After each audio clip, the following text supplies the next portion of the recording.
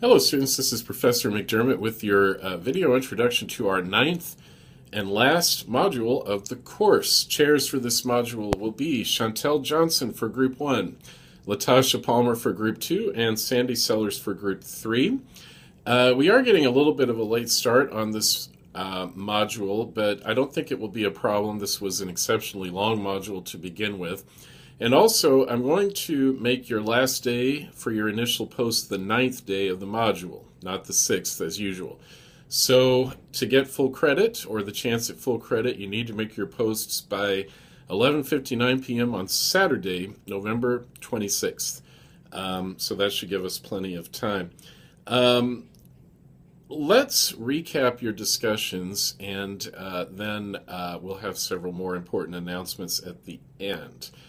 Going back to the discussions on imperialism, Group 1, you have the document by the missionary David Livingstone and his program of Christianity, commerce, and civilization. And let's see, Danielle was the chair for this group, and you had some very interesting discussions and lively about whether Livingstone's enterprise was really a good thing or not. Chantel, you had a very striking post here. You said, "What I think about this argument is that no one should have to convert into a religion that they do not believe in.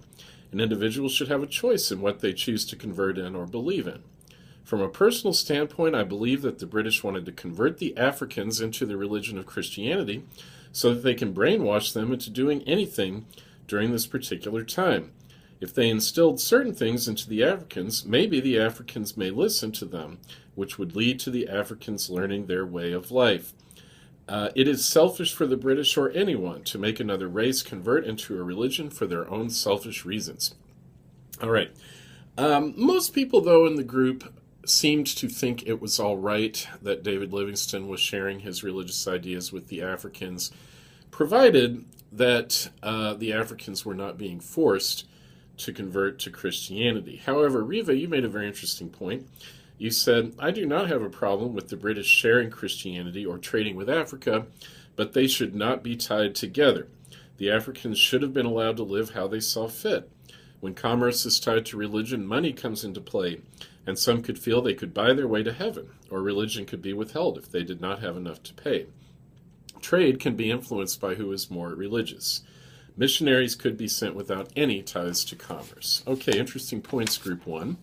Group 2, you had the very famous poem by Rudyard Kipling, the author of the Jungle Book, called "The White Man's Burden," his attempt to convince the U.S. to get involved in imperialism and gaining colonies in 1898. Now, what did you have to say about this, Rachel? You posted the answers. As a group, we collectively agree that the European civilization would bestow some positive things on the natives. These include ending wars and bringing peace, ending famine and providing nutritious foods, ending disease and improving modern health, and finally ending the rule of monarchy and introducing a democracy. And you have a good quote there from the poem to back up your point. "The Europeans would allow for the natives to make more progress and live longer, more fulfilled lives." So yes, that's the whole point of this poem. Kipling sees it as a burden, that is, as a duty for white Europeans to spread their culture and the benefits, for example, of democracy, modern medicine, etc., to the rest of the world through imperialism. And Kipling truly believed that in doing this, Europeans were serving the other cultures, not dominating them, but serving them. However, as you also point out, Kipling describes the natives in a negative manner. He describes them as struggling, starving, uncivilized people who are put into the disrespectful category of a half-devil and half-child. So there's also a very condescending viewpoint in this poem, even while Kipling is talking about the need to help others. So, as you pointed out, Group 2, European colonization was good in some ways and bad in others. You guys were sympathetic to the goals of colonization, but you said you wish they had gone about it in a not so ruthless way. All right. Now, Group 3 had a different aspect of imperialism, namely the eugenics movement. What was this? You summarized it nicely in the answer posted by Kyra. The author Francis Galton points out that higher civilizations had the tendency to check fertility in the upper classes, and that Galton thought it would be in the best interest for only highly civilized people to reproduce so that the number of people with good genes will increase. Basically, people like Galton, eugenicists, wanted those who they saw as having good qualities, like health, energy, ability, manliness, and courtesy, to have more babies, and lower class people, who they looked down on, to have fewer babies. And by doing this, they genuinely hoped that they would improve the gene pool in society and make society better for everyone.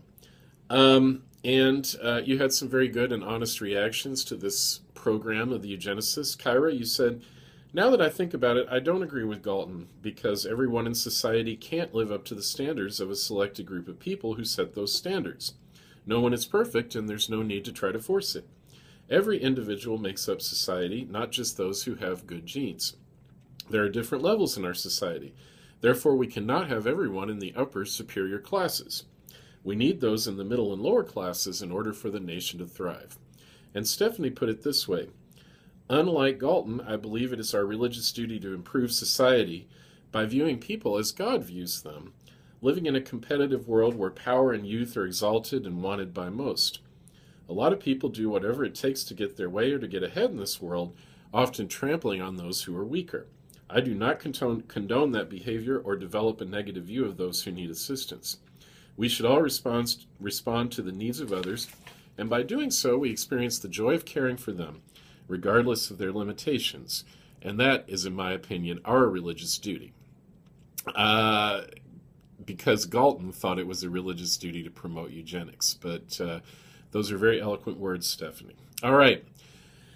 Now, on to the vote that you guys took on the League of Nations. Group 1 was solidly in favor of joining the League of Nations. Group 2 was solidly against.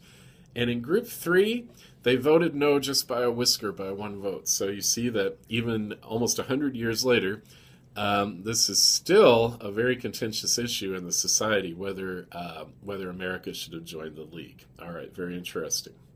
Finally, the Between the Wars discussions. I'm not going to go over on the use of mass meetings document that everyone had, but your second document, Group 1, was talking about suffragettes, that is, women before World War I who were agitating for the right to vote for women. And they often were allowed themselves to be brutalized by the police. And I asked why they would allow this to happen, or why they emphasized this so much in the article that Group 1 read by E. Sylvia Pankhurst. In the answer initially posted, we all agree the brutality the suffragettes experienced at the hands of police gave them the media exposure they needed to bring awareness to their cause.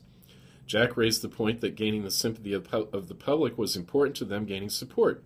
In addition, Riva remarked, when I read this, I wondered if it was a calculated risk the protesters took. Did they incite the police to react, hoping to get sympathy from the public? If so, they were successful. Well, yes, it was absolutely planned that way.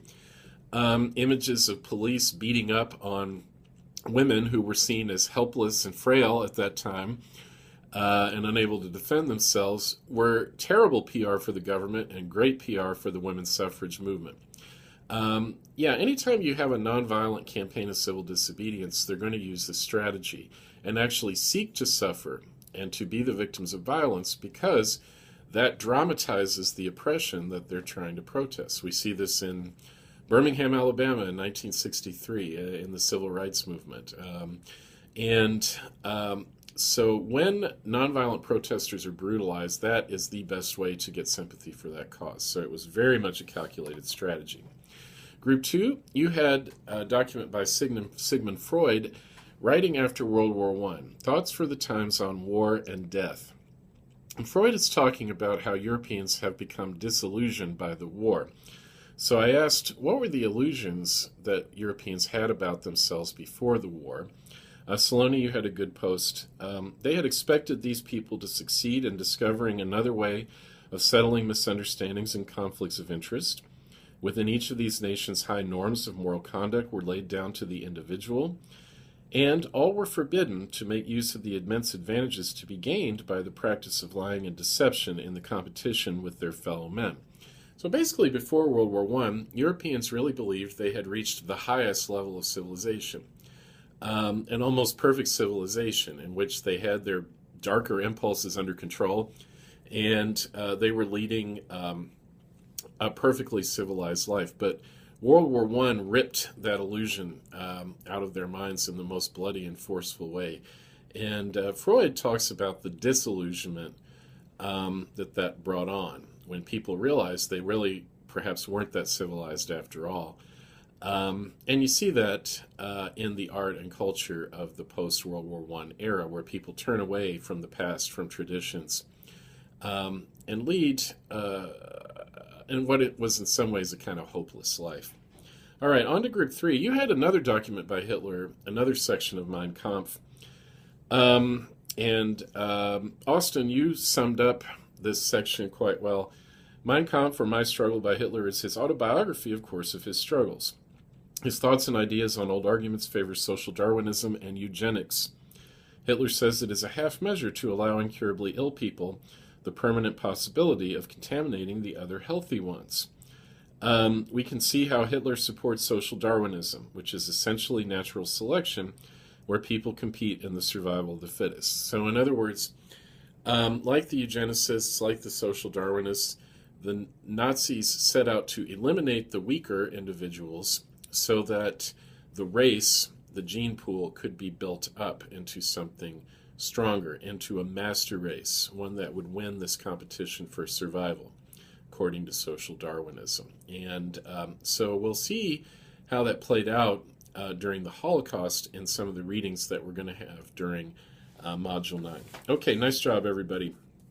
Now, as far as your Module 9 discussions, first I should apologize. I don't have all the lectures posted yet.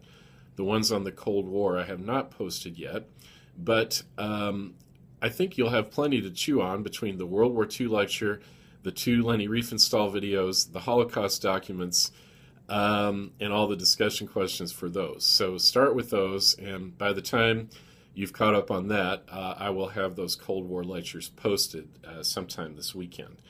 As far as the Leni Riefenstahl Nazi propaganda videos, I ask you to watch the first 50 minutes of Triumph of the Will and the first 12 minutes of Olympia. Now, Olympia is her attempt to use the 1936 Olympic Games and spin them in support of the Nazis. It's very interesting. The first 12 minutes are kind of prologue to the film, in which she goes back in her imagination to ancient Greece. I should mention this this section, these first 12 minutes I want you to watch of Olympia, have nudity, both male and female nudity. So if you're offended by that, contact me, and I can excuse you from the discussion question for that particular one, but you need to contact me. All right, Latasha, thank you for pointing out that the wall video in the supplementary and the extra credit videos folder had disappeared from YouTube. Instead, I've posted a new documentary with a different angle on the communist world. It has to do with the East Germans' Olympic doping program during the 1970s, and this will actually blow your mind. So that's now an option for your extra credit assignment. Course evaluations.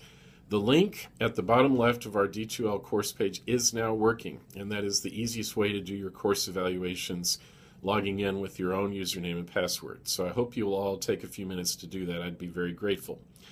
Your final exam will be open December 3rd through 8th, so please make arrangements if you need to for that. Final essay versions will be due the last day of the module, December 1st, but your extra credit assignment will not be due until December the 9th. Okay, I think we've covered everything, but if I've forgotten anything, or if you need help or have any questions, please do not hesitate to contact me. Thanks.